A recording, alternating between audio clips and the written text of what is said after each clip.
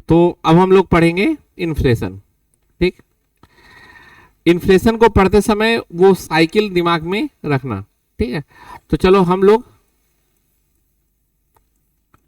Inflation. अच्छा, एक बात याद रखना, इन्फ्लेशन को हम हिंदी में क्या बोलते हैं?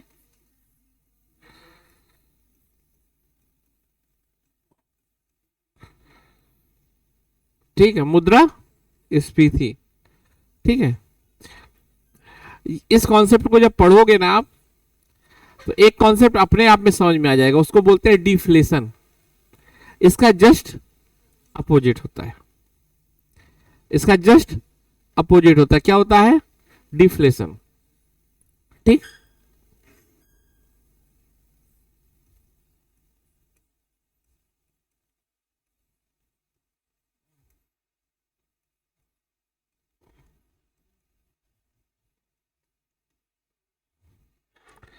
ठीक, चलो, किसी भी इकोनॉमी को इस समय, अच्छा आप देखते होगे अर्थव्यवस्था में सबसे ज्यादा शब्द कौन सा सुनते ही होगे? यही है, हाँ यही शब्द सुनते होगे। क्लियर? चलो, देखो इकोनॉमी में सारे सब जो कॉन्सेप्ट होते हैं आपस में कोरिलेट होते हैं, तो इसीलिए कुछ भी कहीं से पढ़ोगे ना, कहीं भी चले जाओगे, तो इसलिए ज्यादा इधर उधर मत जाने लगना, वरना डिस्टर्ब भी हो जाओगे, क्योंकि आपको अधिकारी बनना है, इकोनॉमिस्ट नहीं, है ना। तो चलो, इन्फ्लेशन को हम समझे क्या है। अगर इसका हम केवल वर्ड बाय वर्ड मतलब निकाले तो इसका मतलब होता है किसी चीज का बढ़ना। इन्फ्लेट, जैसे टायर को क्या कहा जाता है? डिफ्लेट, मतलब हवा निकाल देंगे। तो डिफ्लेट माने कम करना, इन्फ्लेट माने बढ़ाना। ठीक, तो बेसिकली इन्फ्लेशन का अगर हम मतलब देखें, तो इन्फ्लेशन का सबसे पहले तो हमें यह समझना है क्या मतलब है। क्या समझेंगे सबसे पहले? मतलब, इसके बाद क्या पढ़ेंगे इसमें? इम्पैक्ट। देखो, क्यों पढ़ने से ज्यादा इम्पैक्ट जरूरी है पढ़ना। पूछो क्यों? अगर आपको हमने पहले क्यों बता दिया तो इंटरेस्ट ही नहीं आएगा। जैसे मैं कहूं कि कोरोना क्यों आता है, नहीं मजा आएगा, लेकिन बताऊं कोरोना में हजारों लोग मर सकते हैं, तब पता करो कि कोरोना क्यों आता है ना। तो इसीलिए हमेशा सबसे पहले क्या, पहले तो पढ़ना इम्पैक्ट ही चाहिए। ठीक है, तो हम पहले आपको इम्पैक्ट ही बताएंगे। तो हल्का सा यहाँ पर जो कोई मूवी वूवी आती है तो इंटरेस्ट पैदा करने के लिए क्या होता है उसका सबसे? ट्रेलर, है ना। तो सबसे पहले ट्रेलर। ठीक है, फिर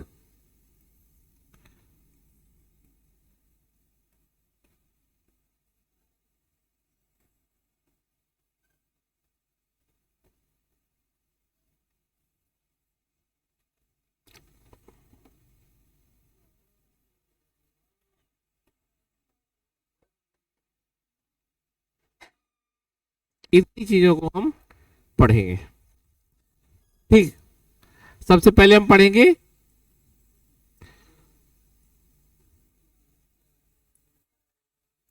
क्या उसका प्रभाव, इसी को फिर समझेंगे। रेमेडीज, अगर खराब होगा तो, अगर अच्छा होगा तो इसको और बढ़ाओ फिर, और खराब होगा तो खत्म करो। ठीक, फिर ये कॉन्सेप्ट तो यूनिवर्सल कॉन्सेप्ट है ना, लेकिन भारत में इसमें क्या स्पेसिफिक है। ठीक, इतनी चीजें हमें आज पढ़नी है ना। क्या, वैसे इसका वीडियो पड़ा हुआ है मेरे एक दूसरे चैनल पे। ठीक है, सहयोग संवाद पे पहला टॉपिक मैंने अपने यूट्यूब में ऑनलाइन में यही पढ़ाया था। ठीक है, चलो,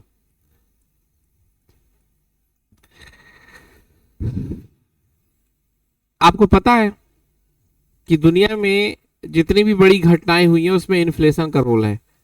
हिटलर का तानाशाह बनना इन्फ्लेशन के कारण। गांधी जी ने जितने भी मूवमेंट किए हैं इन्फ्लेशन। मोदी गवर्नमेंट जो इस बार आई है 2014 में, इसमें सबसे बड़ा जिताने का रोल था राहुल गांधी से थोड़ी सी कम, है ना। देखो कितनी, ऐसा नहीं है, ठीक है। मैं ये देख रहा था कितनी जल्दी रिएक्ट करते हो। या जो गवर्नमेंट बनी थी मोदी जी की 2014 में, तो उसमें एक रोल था, और अगर उनकी सरकार कभी जाएगी भी तो उसमें भी रोल रहेगा, ठीक है। ऐसा तो है नहीं कि यूनिवर्सल गवर्नमेंट हो, तो जब जाएगी भी। और सोचो जो इंसिडेंट हुए इंपॉर्टेंट,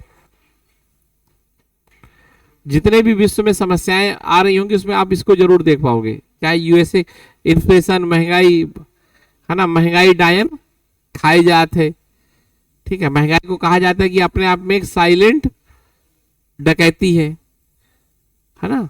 धीरे धीरे सारा पैसा चला जाता है ना आपका, ठीक है ना। तो ये बातें समझ में आ गई। तो अब ट्रेलर समझ में आ गया, कहानी पूरी यही है। कोई भी देश चाहता है कि इन्फ्लेशन बना रहे। सवाल आ रहे होंगे ना मन में, ठीक है। लेकिन कई बार ऐसा होता है कि इन्फ्लेशन आने के कारण पूरे के पूरे देश बर्बाद हो जाते हैं, जैसे वेनेजुएला, विश्व युद्ध के समय जर्मनी, जिम्बाब्वे, तानाशाह खत्म हो जाते हैं, तानाशाह बन भी जाते हैं। अब हिटलर तानाशाह बना तो वही कई तानाशाह इसके कारण खत्म भी हुए। तो सोचो ये कॉन्सेप्ट कैसा है, इकोनॉमिकल भी है, पॉलिटिकल भी है, सोशल भी है।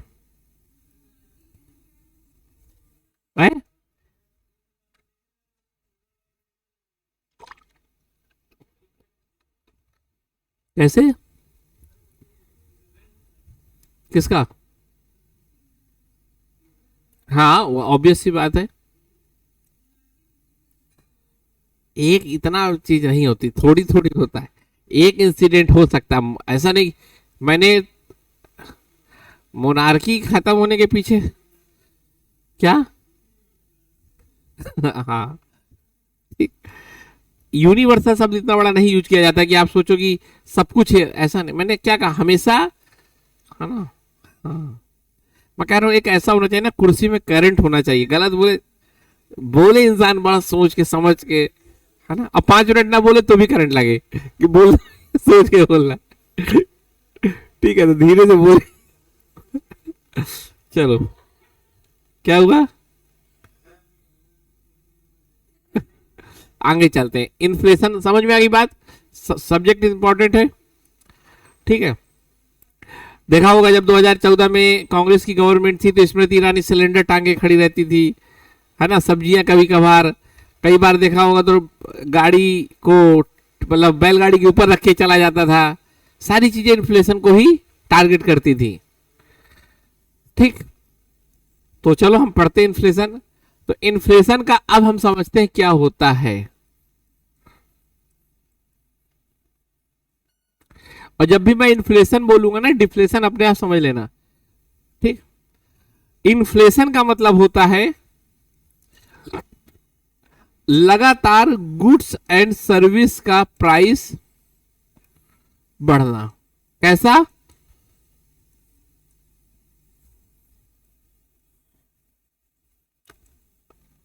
ठीक, कंसिस्टेंट। कैसा?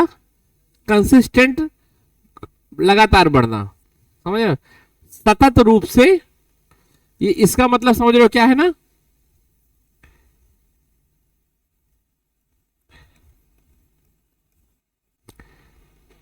सतत रूप से गुड्स एंड सर्विस का प्राइस बढ़ना।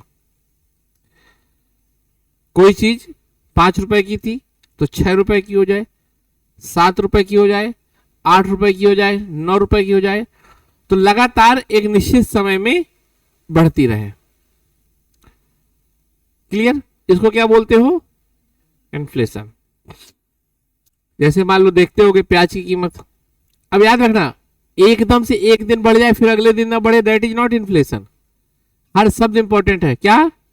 लगातार, कंसिस्टेंट, ठीक। और बेसिकली क्या है कि इन्फ्लेशन जब भी सोचना समझना तो याद रखना पूरी इकोनॉमी को लेके चलता है ये कॉन्सेप्ट। किसी एक स्पेसिफिक प्याज बस की बात नहीं है, हर जगह वो प्रभाव दिखेगा। वो तो दिखाने के लिए एक प्याज होता है, लेकिन वो सारे सेक्टर पे इंपैक्ट होता है उसका, ठीक। तो इन्फ्लेशन का मतलब गुड्स एंड सर्विस की जो एवरेज प्राइस है, औसत, वो लगातार बढ़े। देखो एक बात समझना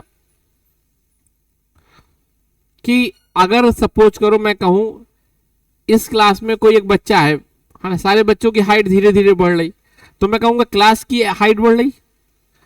एवरेज नंबर जानते हो ना, एवरेज की नहीं जानते? एवरेज का मतलब होता है एक पिक्चर बना देता है पूरा। जैसे मैं कहूं कि अगर मान लो ये 1 फीट बढ़ गया, ये 3 फीट बढ़ गई, तो कहूंगा एवरेज 2 फीट सब बढ़ रहे हैं। तो एग्जैक्ट ना इसके बारे में ना इसके क्लास के बारे में चर्चा की ना, एक पिक्चर बन जाती है ना कि एवरेज इतना होगा यार, औसत ऐसे ही हुआ होगा। जैसे मान लो किसी ने 10 रोटी खाई, किसी ने 2 खाई, किसी ने 7 खाई, किसी ने 5, तो कहोगे एवरेज सबने 4-5 रोटी खाई। अब 10 किसी ने खाई और किसी ने 2 खाई, तो एवरेज आगे 5-6 बोल दोगे, तो एक इमेज बन जाती है ना। तो वैसे ही हम इकोनॉमी की जब बात करेंगे ना, तो हर चीज अब एवरेज पे ही बात होती है, क्योंकि हमें पूरी इकोनॉमी को लेकर चलना है। वो बात आना कि स्पेसिफिक सेक्टर पे भी देखेंगे कभी, लेकिन एवरेज ही है। तो याद रखना औसत प्राइस बढ़ने लगता है। अब किसी का भी बढ़ेगा, औसत पे उसका प्रभाव पड़ेगा ही पड़ेगा। पड़ेगा कि नहीं पड़ेगा? समझ में आ रही बात? औसत निकालना आता है, एवरेज आता है, है? हाँ, total sum by total number, है ना। इतना भी नहीं आता होगा तो फिर समस्या है ना। चलो ठीक है, इन्फ्लेशन समझ में आ गया। इन्फ्लेशन का अब दूसरी डिफिनीशन देखो। अच्छा ये बताओ, अगर मैं कहूं कि मान लो 1 kg क्या खरीदें? तरोई नेनुआ है आलू, ठीक है। 1 kg मान लो बटर मसाला, ठीक है, बराबर 50 रुपए मान लो हो। फिर सेम 60 रुपए हो जाए, फिर कुछ दिनों बाद 70 रुपए हो जाए, 90। अब बताओ ये क्या है? इन्फ्लेशन है। इसमें क्या, इसको अब 2 तरीके से डिफाइन करो। इस परिभाषा में 2 चीजें दिख रही हैं। क्या दिख रहा है? एक तो क्या और दिख रहा है? इन्फ्लेशन में क्या दिख रहा है आप ये बताओ? किसका प्राइस बढ़ रहा है ना। अगर इधर देखोगे तो ये देखो कि इसका बार बार क्या हो रहा है? Price, that is inflation. लेकिन देखो कि पहले, है ना, अगर मान लो 10 रुपए का एक नोट होगा तो पहले कितने नोट लगते थे? अब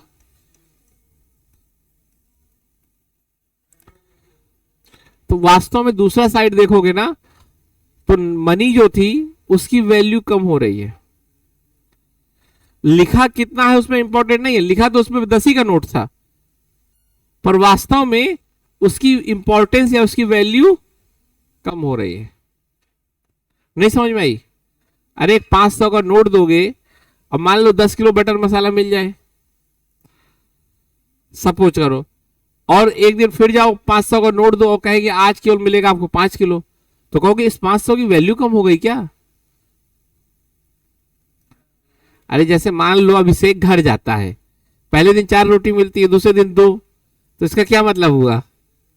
अभिषेक की वैल्यू कम हो गई। सबके साथ यही होता है ना, 2 दिन वैल्यू बहुत है, एकदम संजना की वैल्यू 2 दिन बाद है। ठीक है, समझ में आ गई बात? तो कोई दिक्कत? तो वैल्यू, अब आपसे पूछो what is inflation? Value of money, है ना। Yes, value of money. रुपए नहीं बोलना, भारत में जब बात करेंगे तब रुपए होगा, क्योंकि हर जगह का मनी, डॉलर की मनी अलग। हाँ समझ में आ गई बात? इसीलिए इसको मुद्रा स्फीति बोला था, रुपए स्फीति या रुपए नहीं बोल रहे, मुद्रा मतलब सब जगह के लिए। तो समझ में आ गया। दूसरी डिफिनेशन क्या है इसकी?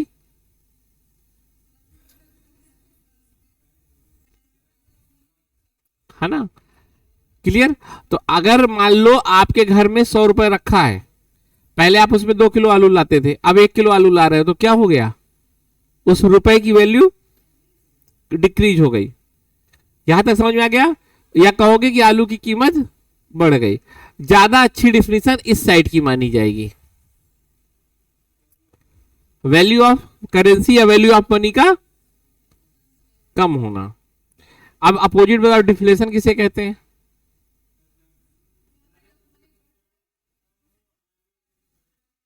ठीक है, वैल्यू ऑफ करेंसी जब बढ़ने लगती है उसको क्या बोलते हैं, डिफ्लेशन। और वैल्यू और price of goods and service कम होने लगे तो उसे क्या कहते हैं, डिफ्लेशन। क्लियर हो गया मामला, किसी को दिक्कत? चलो हमने पढ़ लिया, डिफिनेशन समझ में आ गई। 2 वर्ड याद रखना, कंसिस्टेंट और एवरेज। ठीक, अगला चलते हैं। परसिस्टेंट भी लिखा होगा ना कई जगह। अब आगे का कॉन्सेप्ट पढ़ो। अब क्या पढ़ना है हमें, इंपैक्ट।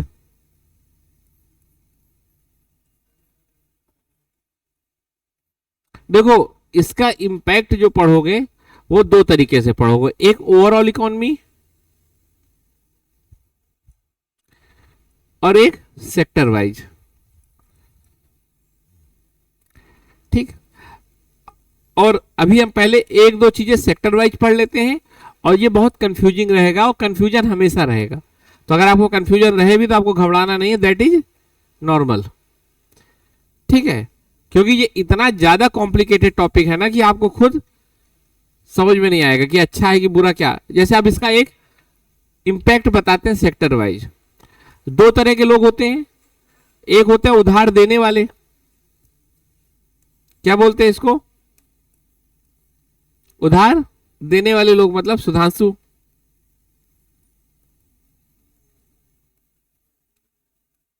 टाइप के लोग जो होते हैं, है ना। और दूसरे क्या होते हैं, उधार कर्जा लेने वाले, अभिषेक।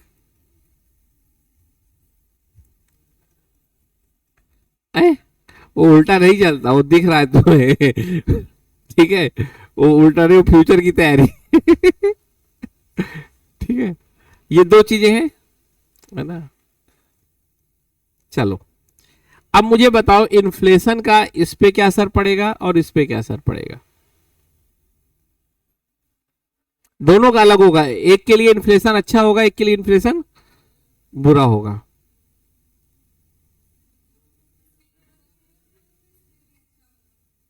इसको क्या बोलते हैं,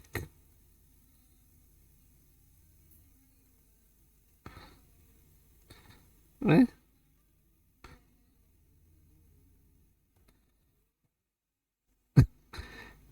चलो सोचो, बताओ।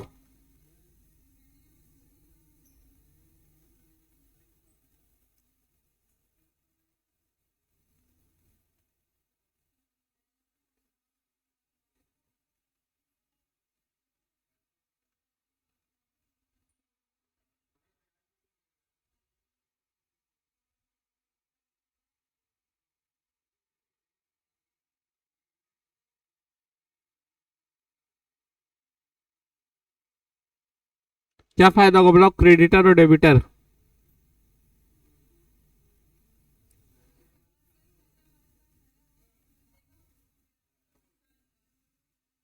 सोचो। अच्छा मान लो, कौन कौन इसको सोच रहा है ये बताओ, कौन इसको प्रैक्टिकल वे में सोच रहा है।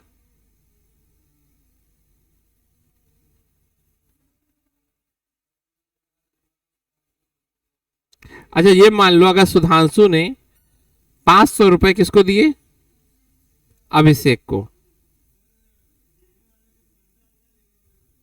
है? कहने का मतलब है कि सुधांशु को फायदा होगा और अभिषेक को नुकसान होगा। तुम्हारा उल्टा है, तुम लोग बताओगे, तुम्हारी टीम सही नहीं है इस साइड वाली। अदिति एज ए कैप्टन तुम्हें काफी मेहनत करनी है भाई, अपने साइड की टीम को इम्प्रूव करो है। जबकि तुम्हारे पास तुम लोग आरसीबी बन गए हो, खिलाड़ी अच्छे लेकिन हाथ लगातार हो।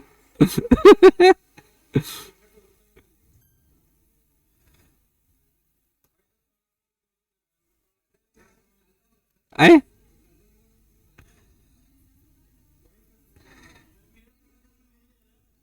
चलो हम इसको बता देते हैं उदाहरण के तौर पे।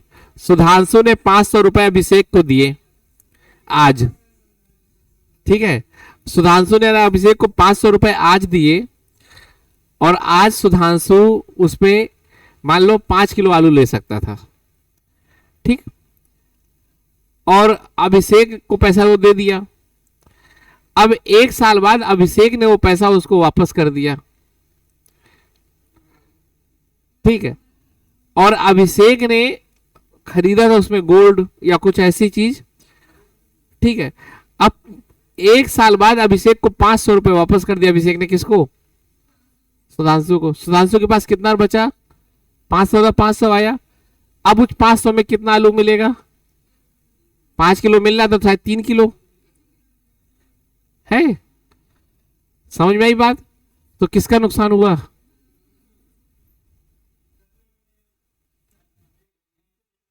नहीं, ऐसे ही देखना है।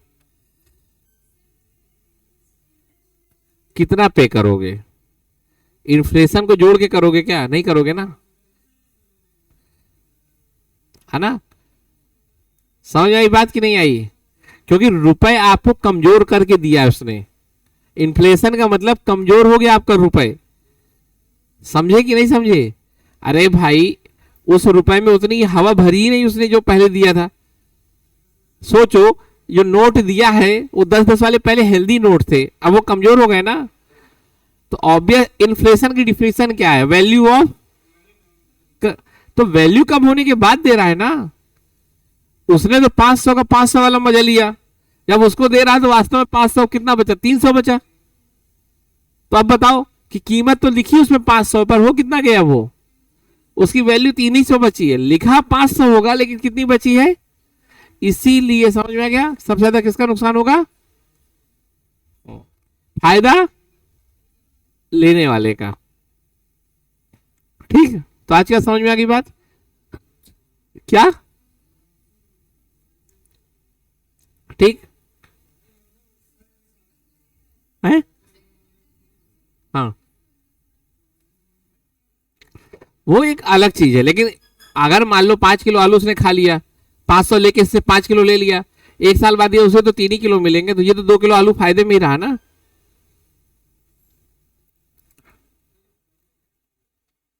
समझ में आ गई बात? क्योंकि कमजोर हो गया ना रुपए आपका। और डिफ्लेशन में क्या होता है? डिफ्लेशन में उल्टा होगा। क्लियर? तो इन्फ्लेशन और डिफ्लेशन समझ में आ गए? अरे ऑब्वियस बात है, सोचो तो, है ना। सोचो। अच्छा ये बताओ, जिनकी फिक्स सैलरी है, जिनकी फिक्स सैलरी है, उनको इन्फ्लेशन में क्या होता होगा? समझ में आ गई बात? लेकिन मान लो जिनकी सैलरी फिक्स नहीं है, उनको फायदा हो सकता। स्टूडेंट्स को, स्टूडेंट का मतलब फिक्स सैलरी ही माना जाता है, क्योंकि एक तय पैसा आता होगा ना। मम्मी पापा जितना भेज रहे हैं, पहले उसमें से आप सब्जी ले लेते थे, अब नहीं मिलेगी तब, ठीक है। पेंशन करने, पेंशन वालों को। समझ में आ गई बात? ठीक। तो ये हो गया, आपको एक चीज मैंने बताया, इन्फ्लेशन का इम्पैक्ट। चलो दूसरा है ओवरऑल इकोनॉमी में, जो अब इंपॉर्टेंट है।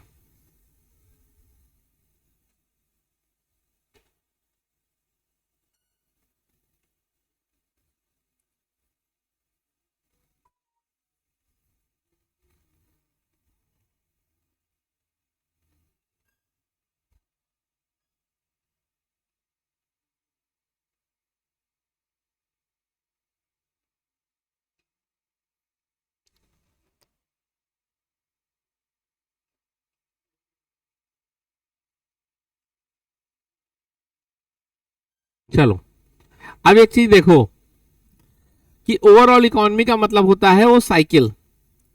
ठीक है, क्या?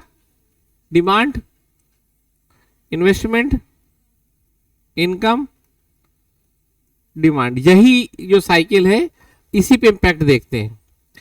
मैंने आपको बताया था कि जब किसी चीज में इन्फ्लेशन होगा, चीजें बढ़ेंगी, कोई 5 रुपए का तो 6 का, कोई 7 का, तो सबसे ज्यादा कौन मोटिवेट होगा? अच्छा, एक कॉन्सेप्ट रुको, इसमें इंपैक्ट के पहले डिफिनेशन बता दी ना हमने।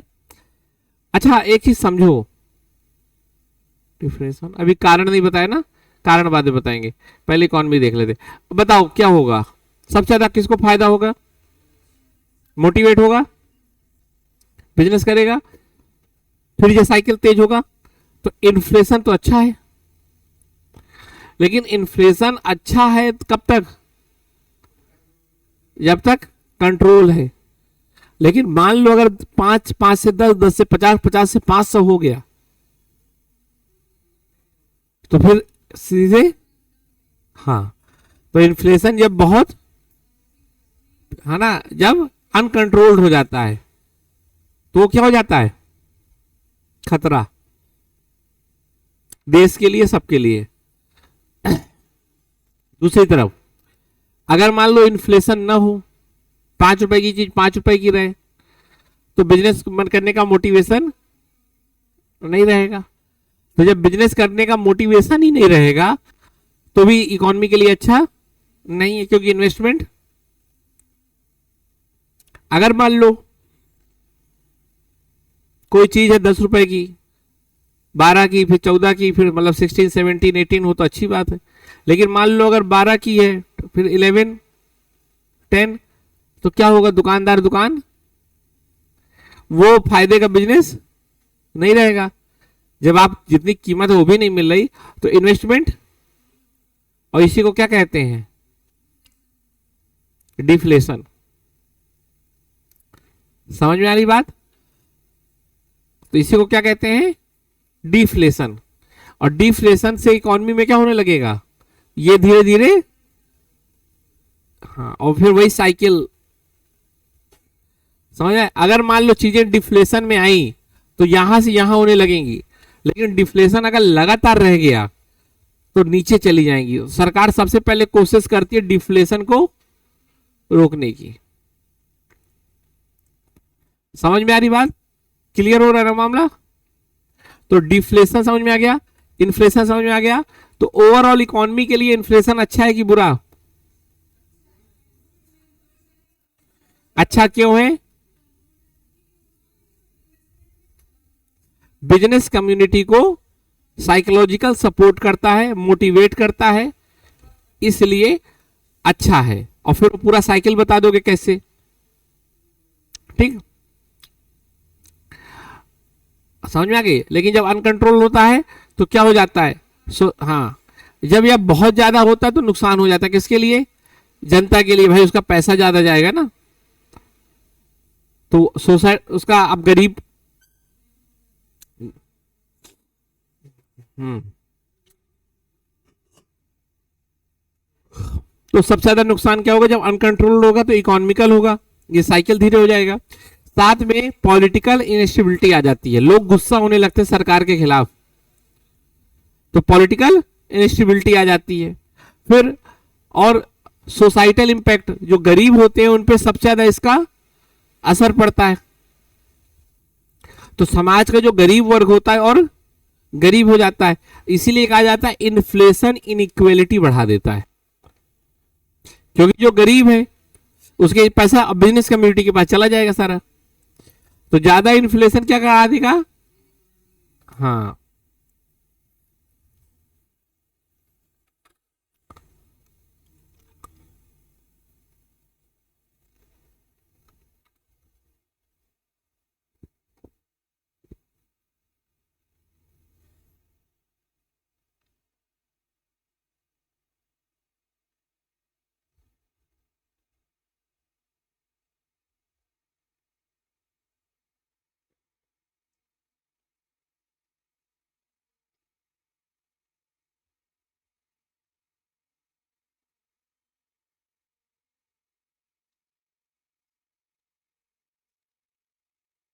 समझ में आई बात?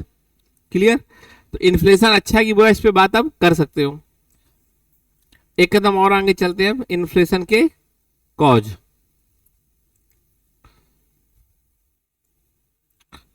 मुद्रास्फीति के कारण।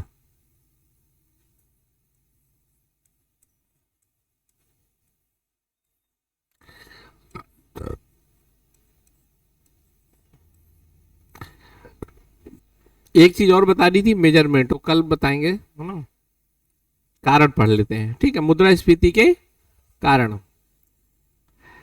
एक बात तो समझ में आ गई कि इन्फ्लेशन का जो कारण है वो क्या है, ये समझ लो। दो कारण होते हैं बेसिकली। देखो, एक चीज ये समझ लो, डिमांड बराबर सप्लाई। अभी हम जो पढ़ रहे हैं, अच्छा, इन्फ्लेशन की समस्या सोशलिस्ट इकोनॉमी में होगी, कम्युनिस्ट इकोनॉमी में?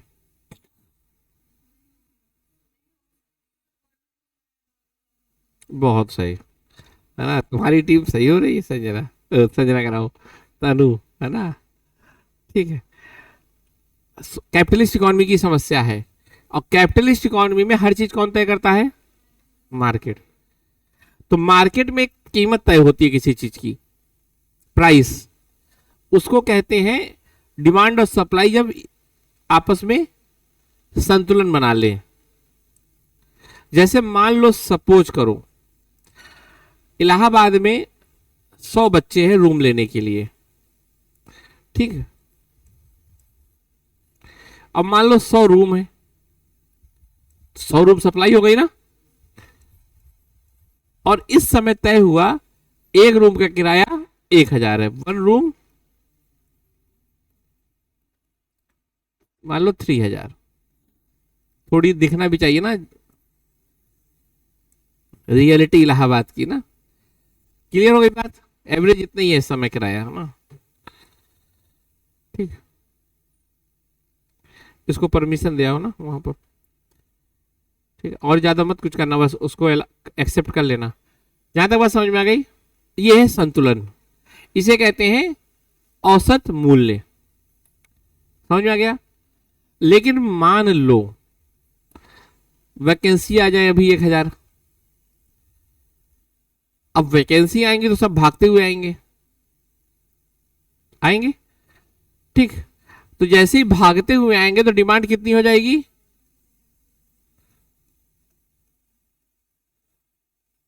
सपोज करो 100 लोग और आ गए पढ़ते, सब तो नहीं आ पाएंगे, 100 ही लोग आएंगे ना। क्लियर? रूम कितने हैं?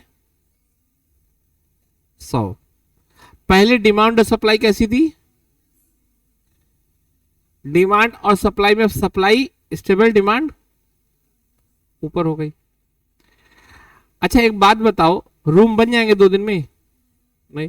तो डिमांड बहुत तेजी से बढ़ती है, सप्लाई उतनी, जैसे कुंभ के दौरान। समझ में आ रही बात? तो अब बताओ क्या होगा?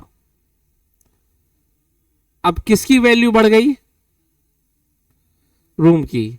और किसकी वैल्यू कम हो गई? मनी की। जो 3000 के अब नोट में इतनी क्षमता नहीं है कि वो एक रूम दिला पाए।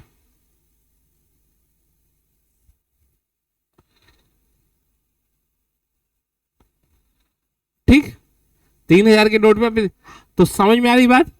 तो डिमांड और सप्लाई जब क्या हो जाता है? मिस मैच, है ना। जो इनका इक्विलिब्रियम रहता है वो क्या हो गया? डिस्टर्ब हो गया। क्लियर हो गई बात? तो ये चीज समझना, और यहीं से इन्फ्लेशन शुरू हो जाएगा। इन्फ्लेशन, डिफ्लेशन जो भी है वो सब इसी के डिस्टर्ब होने से शुरू होता है। अब डिमांड बढ़ जाए, सप्लाई इतनी ही रहे या कम हो जाए, तो वस्तुओं की कीमत बढ़ जाएगी। अब देखो, समझना मेरी बात को। अब सब तैयार रहना, मैं पूछूंगा, ठीक है। इस साइन का मतलब है बढ़ना, इसका मतलब है कम होना, इसका मतलब है स्टेबल रहना, ठीक है। क्लियर? अगर मान लो डिमांड बढ़ जाए, ठीक है, सप्लाई स्टेबल रहे तो क्या होगा? अभी रुकना। अगर मान लो डिमांड बढ़ जाए, सप्लाई कम हो जाए तो क्या होगा?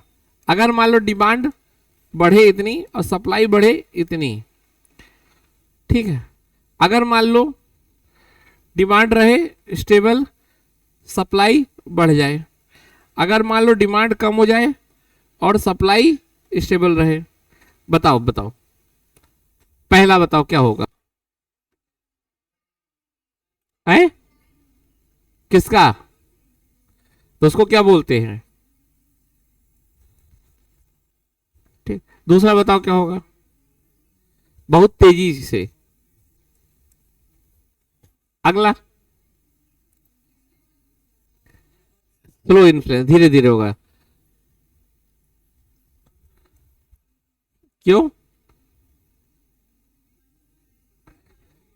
उसमें मैंने क्या छोटा साइन लगाया है ना।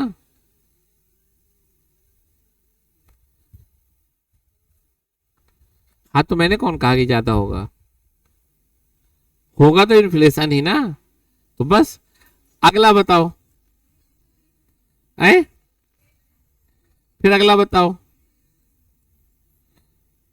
क्लियर हो गई बात? समझ में आ गया? ज्यादा तीन तो पांच नहीं है ना, कॉन्सेप्ट बहुत ईजी है। यही है इन्फ्लेशन और डिफ्लेशन।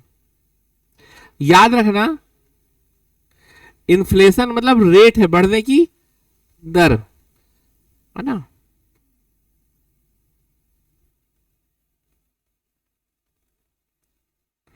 अब इन्फ्लेशन समझ में आ गया किस तरह का सिनेरियो है।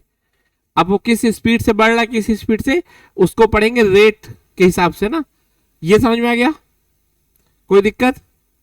तो सारा खेल किसका है? डिमांड और सप्लाई का। अच्छा एक बात और समझो कि जो डिमांड है और सप्लाई, तो इन्फ्लेशन में किसका रोल होता है? दोनों का। ठीक है, जो डिमांड साइड से हो और कुछ सप्लाई साइड से होती है। अगर मैं पूछूं डिमांड साइड इन्फ्लेशन कैसी है, या डिमांड टाइप मतलब डिमांड इसके कारण, तो आप कहोगे क्या? जब सप्लाई स्टेबल रहे लेकिन डिमांड बढ़ जाए, हो सकता है। क्लियर हो गई बात? दूसरी तरफ क्या सोच सकते हो इसमें? सप्लाई साइड, डिमांड सेम रहे, सप्लाई कम हो जाए, जैसे मान लो 100 ही बच्चे थे लेकिन रूम टूट जाए, हो सकता है ना, मान लो कुछ रूम अवैध हो टूट जाए, अब रूम कम हो गए, फिर भाव बढ़ जाएंगे किसके? मकान मालिकों के, मतलब उनके कमरों के भाव बढ़ेंगे ना बेसिकली। क्लियर हो गई बात? यहां तक समझ में आ गया? अच्छा एक बात और समझना, जब भी बात डिमांड की हो, डिमांड कब बढ़ती है? जब लोगों की जेब में पैसा होता है। अगर मान लो सपोज करो आप सबको, अभी मैं रूम है, बच्चे पेपर देने आए, 100 बच्चे एक्स्ट्रा आए, पहले 100 थे, 100 में 100 लोग रह रहे थे, फिर 100 आ गए, लेकिन जो 100 आए हैं उनके पास किसी के पास रुपए ही, तो रूम की डिमांड, क्योंकि डिमांड की पहली शर्त क्या थी? पे करने की क्षमता। तो जितना आपकी जेब में रुपए होगा भारत में, या जितनी आपकी मनी होगी, उतना ही ज्यादा डिमांड बढ़ेगी। और मनी को ही कहते हैं लिक्विड। तो जितनी इकोनॉमी में लिक्विडिटी होती है, लिक्विडिटी याद रखना, मनी, लिक्विडिटी, करेंसी, ठीक है। समझ में आ रही बात? अभी मैं आपको नोट्स भेज दूंगा, ठीक है। क्या तरलता बोलते हैं लिक्विडिटी को? क्या बोलते हैं? तरलता। समझ रहे मेरी बात को? यहां तक समझ में आ गया? ठीक, अभी मैं इसका नोट्स भेजूंगा तुरंत, थोड़ी सी है ना, फिर उसको पढ़ वढ़ के अच्छे से, है ना। कोई दिक्कत यहां तक? डिमांड और सप्लाई समझ में आ गया?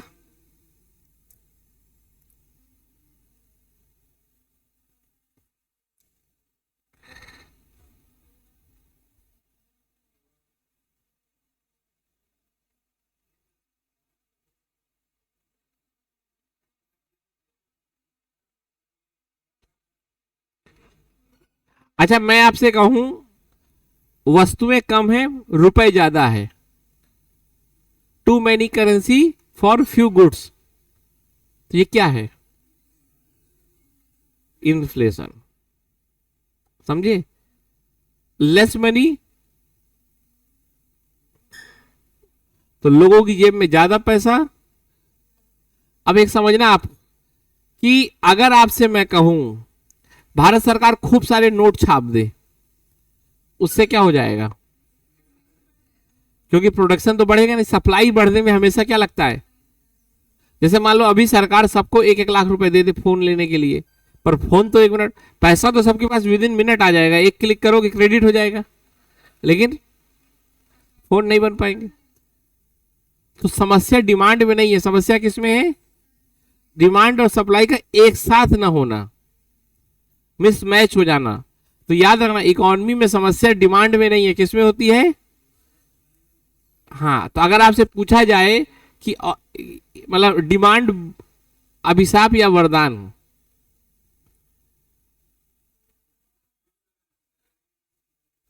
हाँ बताओ, तुम बताओ।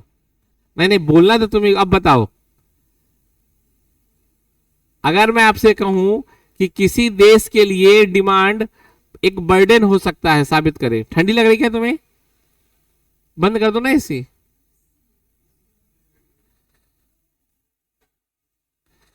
है ना? ठीक है, जब बताओ अगर किसी देश के लिए डिमांड अभिशाप है, कब? समझ में आ गया? और जब सप्लाई भी हो रही है और डिमांड भी हो रहा है, तब मजेदार चीज से चलती है, वही सबसे। हाँ, लेकिन याद रखना हमेशा मतलब क्या रहना चाहिए? सप्लाई हल्का सा कम रहेगी और डिमांड ज्यादा मिसमैच होने में चक्कर में। हाँ, आप समझ में आ रहा है ना इकोनॉमी कितना मतलब बेकार सब्जेक्ट है? फर्जी का डिमांड सप्लाई मेंटेन, अरे जीने दो जिंदगी जैसी चल रही है। इसीलिए कई बार कहा जा सकता है ना कि कहा जाता है कि मतलब बिना फर्जी का प्रॉब्लम है। सोचो अगर बिल्कुल नेचुरल कंडीशन में रहो तो डिमांड और सप्लाई हमेशा, तो हम संपन्नता के लिए जो मर रहे हैं असली में हम दुखी पैदा कर रहे हैं। जीडीपी अपने आप देखो, जो बहुत फिलोसफिकल होते हैं ना, कहते हैं कि ये सब बकवास कॉन्सेप्ट ही है पूरा। सोचो जंगल में कभी डिमांड और सप्लाई मिसमैच होता होगा क्या? ट्राइबल इकोनॉमी जाओ, आदिवासियों में चले जाओ। जैसे मैं अभी जब आ रहा था आपको पढ़ाने तो वीडियो देख रहा था कि एक ट्राइबल के घर है, उसमें 8 लोग रहते हैं और 8 लोगों के पास सामान देखोगे तो 8 कपड़े बिछाने के, 16-17 पहनने के बस, और कुछ एक किचन, 4-5-6-7 बर्तन, बस इतना, कुछ नहीं। और कितनी सिंपल जिंदगी है। हाँ, उसमें यही कहा कि 4-5 बकरी, मुर्ग, मतलब बतख, तोते, मैना, सब और भी लोग थे, बस ऐसा उनका घर था और खुश थे। समझ में आ रही बात? तो बेसिकली कहने का मतलब है कि हमने जो इकोनॉमी का इतना परपंच रच लिया है जी, कई बार लगता है कि फंसे हुए हैं हम सब। ये थोड़ी फिलोसफिकल बात है, इसको बस सुनना है। लेकिन ठीक है, तो कई बार दुनिया की सबसे बड़ी डिबेट होती है यही कि आखिर हम इतना सब कुछ कर किसके लिए रहे? क्या वास्तव में मानवता को ये सब जरूरत भी है? क्या ये डेवलपमेंट है या लालच है? और इसीलिए कहा जाता है कि डेवलपमेंट की डिफिनेशन सबकी अलग है। कुछ लोग मिनिमम जरूरत के साथ जी लेते हैं, जैसे महावीर गांधी, गौतम बुद्ध, है ना? तो मतलब बहुत बड़ी डिबेट है ये, और छोड़ दो इसको, है ना?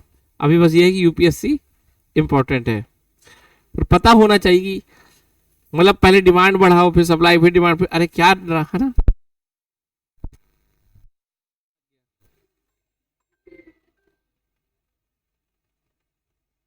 यहां तक बात समझ में आ गई? तो कॉजेज अगर आपसे पूछा जाए तो 2 तरह के इन्फ्लेशन के कॉज होते हैं, ठीक है? डिमांड और सप्लाई साइड कारण। डिमांड साइड में क्या होता है? जब डिमांड बढ़ जाती है लेकिन सप्लाई नहीं बढ़ती। और डिमांड कब बढ़ती है? जब लोगों के जेबों में पैसा बढ़ जाता है। अब आपसे मैं पूछूं कि अगर सरकार डायरेक्ट टैक्स कम कर दे लेना, हाँ, तो उससे क्या होगा, क्लियर है। अगर मान लो सरकार आपको सब्सिडी ज्यादा दे दे, और दूसरा इन्फ्लेशन का कारण क्या होता है, सप्लाई साइड। सप्लाई साइड में क्या होता है, सप्लाई कम हो जाती है, और इसको कहते हैं स्ट्रक्चरल। जैसे मान लो डिजास्टर, इन्वायरमेंट है, वो सब क्या होता है, सप्लाई साइड रीजन होता है। तो आज के बाद ये दिमाग में कंफर्म हो गया, डिमांड और सप्लाई दो तरह के कॉज होते हैं। कोई दिक्कत किसी को? ठीक है, तो आपने क्या क्या पढ़ा, व्हाट इज इन्फ्लेशन, ठीक है। हाँ, हमने पढ़ा इन्फ्लेशन का इंपैक्ट, और हमने तीसरी चीज क्या पढ़ी, कॉजेज ऑफ। कॉज में हमने पढ़ा दो तरह का, एक डिमांड रिलेटेड और एक सप्लाई रिलेटेड। अब जब आप नोट्स पढ़ोगे तो बहुत तरह के शब्द मिलेंगे, जैसे आएगा स्ट्रक्चरल इशू, तो वो किससे रिलेटेड होंगे, स्ट्रक्चरल इशू डिमांड साइड से कि सप्लाई साइड से। अब स्ट्रक्चर का मतलब फैक्ट्री ना होना, रोड खराब होना, तो सप्लाई को बाधित करेंगे ना। अब मान लो जैसे सपोज करो रेलवे हमारा धीरे चलता हो, तो साउथ का सामान नॉर्थ में आने में सामान लगेगा, डिमांड बढ़ जाएगी लेकिन सप्लाई नहीं आएगी। तब मान लो हमारे यहाँ कोल्ड स्टोरेज अच्छे नहीं है, तो सारी प्याज खराब हो गई, तो सप्लाई, डिमांड तो उतनी ही थी ना। अच्छा, अगर मान लो कोई गरीब देश है, वहां पर इन्फ्लेशन आता है, तो उसका रीजन डिमांड होगा कि सप्लाई होगा?